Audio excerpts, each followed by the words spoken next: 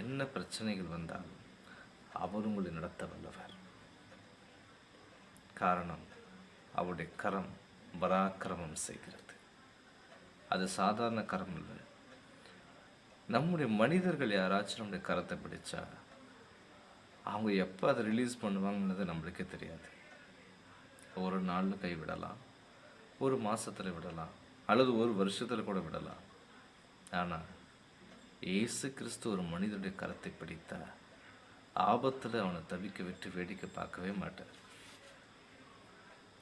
மனிதனை பாருங்க, நீங்கள் சிரிக்கும் பொழுது இந்த உலகமே சேர்ந்து சிரிக்கும்.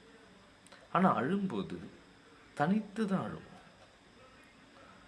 நம்ம எடுத்த பணம், காசு, புகழ் எல்லாம் இருக்கும்போது பார்த்தீங்கன்னா கூப்பிடாமலே மனித உறவுகள் நம்மை தேடி வரும், நம்மோடு கூட இருக்கும்.